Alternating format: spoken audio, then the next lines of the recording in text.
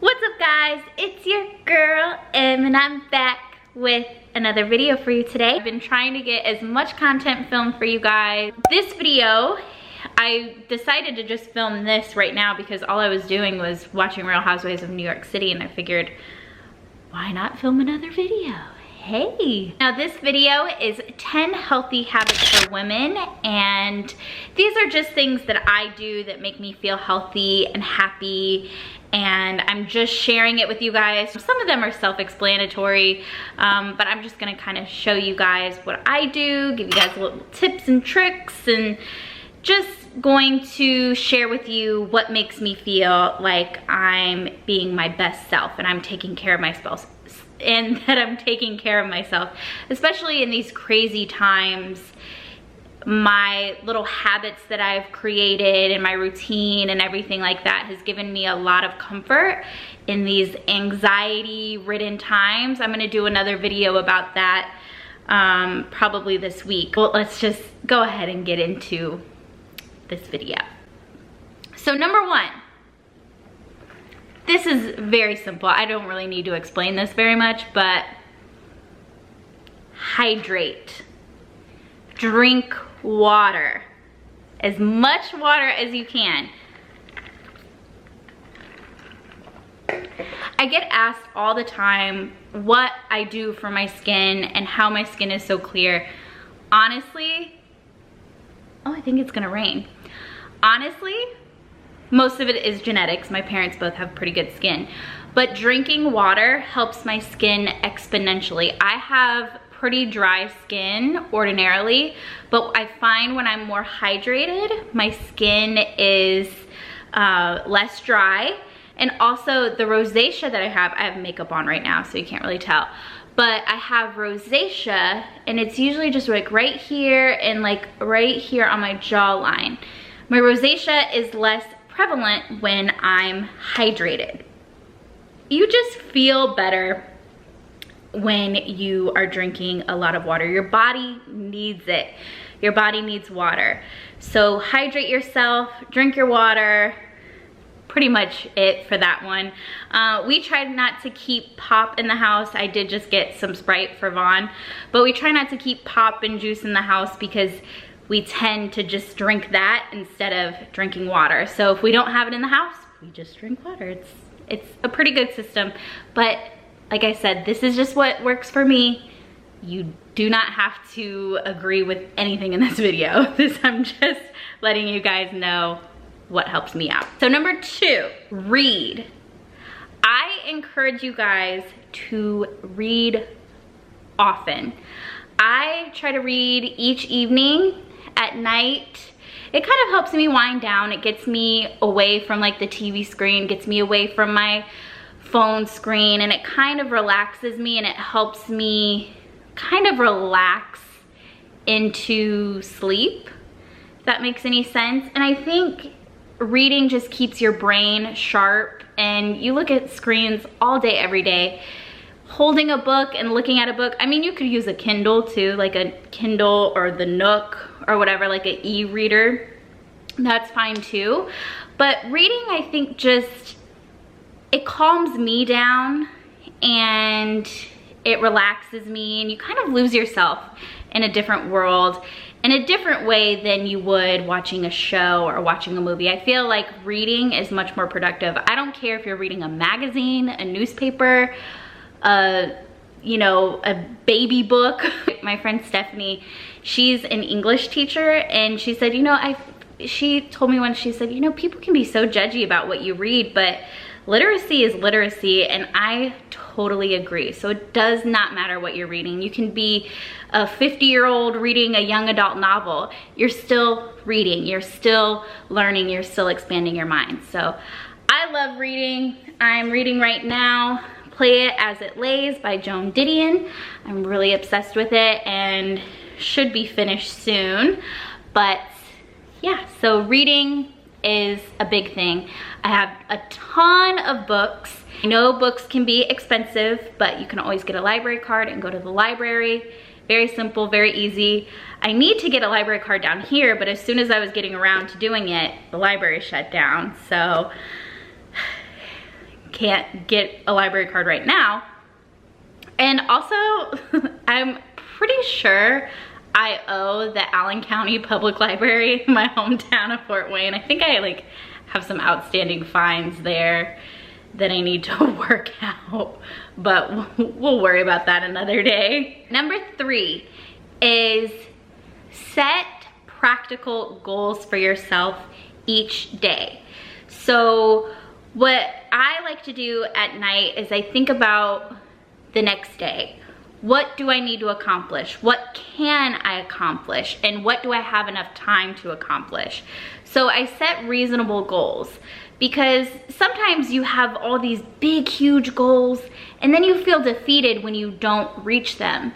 Setting those small goals really makes you feel like you're accomplishing something and you feel like you're getting things done. And especially for me right now, trying to do upload 2 videos a day, a couple days where I was trying to just film, and it just became too much. I was exhausted. And Vaughn was like, you need to like relax a little bit. You're gonna be fine. As long as you get your 2 videos, you're good. Don't overwork yourself and don't overstress yourself for no reason. So that's been really helpful for me, is I just think about the things that I need to do and I just one by one check them off the list. It has been a little difficult because I'm filming so much and I'm editing so much that I've been trying to make sure that I get my housework done too, but I definitely need to do laundry. That is on my goal list for tomorrow. Number 4, wash your bed sheets once a week. You hear me? Wash your bed sheets. You don't have to do it once a week. I do it once a week because Vaughn sweats a lot in his sleep and I kind of sweat a lot in my sleep, and we have Abel in the bed, so I always wash them once a week. Wash the pillowcases once a week, get them all clean, nice. That helps with your skin because you don't have like all that bacteria and sweat and grime that's in your bed. I mean, we take showers before we go to bed, so we're clean when we lay in the bed, but you know, as you sweat at night, things like that, you just wanna clean. You wanna clean those sheets. So it's recommended that you wash them every other week, but I wash them once a week. The next habit, number 5, you already saw this in my products I love video, my dry brush. This helps with circulation and it exfoliates your skin. And like I said, I have the chicken skin and it just helps smooth everything out. And what you do is you go, here, let me show you.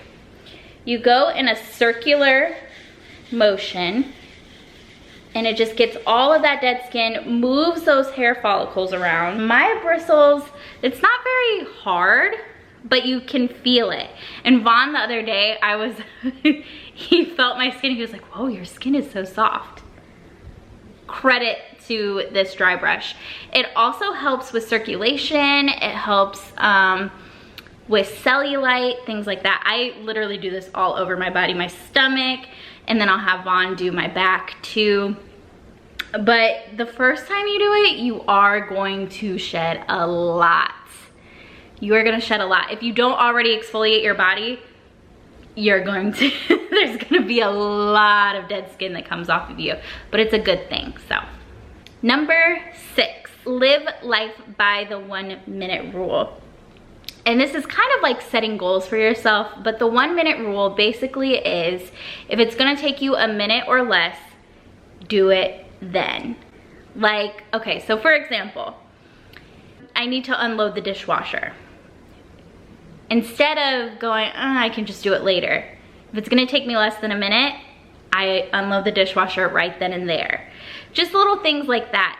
If you walk into the house and you just kick your shoes off, instead of just kicking your shoes off, it's gonna take you less than a minute to put them away, so just put them away.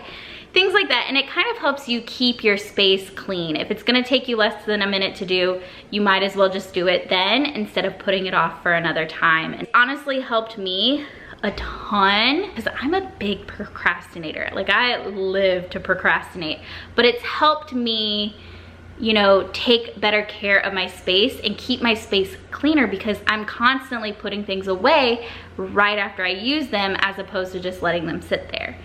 Now, the trick is just getting Vaughn to follow the 1 minute rule. Let's get him on the 1 minute rule and our house will be like immaculate always. There will never be anything misplaced.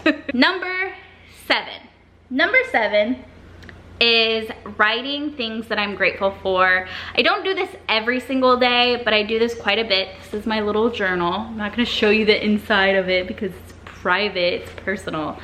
But I basically just write different things that I'm grateful for. I just wanna put as much positive energy out into the world and into this journal to just make me an overall as positive as I can be. And I'm a big believer in, if you put positive energy out into the world, it will come back. So I always write what I'm grateful for, even when I'm not feeling so grateful for things. If I'm having a hard time with something, I really just think, what am I grateful for? I'm having a hard time, but what is going right in my life? And 10 out of 10 times, when I feel like nothing else is going right, I go, I have my health, I have my beautiful dog Abel, I have a partner who loves me and supports me, I have great friends, and I may be feeling like I'm failing in a lot of different ways, but I've created this foundation and this support system and this family, and I have a beautiful home, and I'm gonna be okay. I'm gonna make it through these hard times because I have a strong foundation. So I always just try to make sure I'm keeping things in perspective and that I'm being positive and grateful. Number 8 is basically every single day, do something for yourself. It can be something so small as to like getting Starbucks, getting Chick-fil-A. It doesn't have to be like food or drink related, but this is just like, you know, or like having a glass of wine, or just giving yourself like 10 to 15 minutes to be by yourself. 10 to 15 minutes to center and to be happy. Taking care of yourself, take a bath, take, I don't know, just do something for yourself. Do something that will make you happy. Like if it's taking a walk or going outside or riding your bike, just do something for yourself.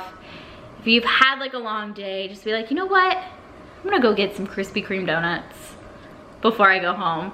Or just things like that. Do one thing a day for yourself. Be a little bit selfish. It's okay to be a little bit selfish. You hear me? It's okay. Nobody's gonna fault you for being a little bit selfish. You need to spoil yourself too. Number 9, have a routine.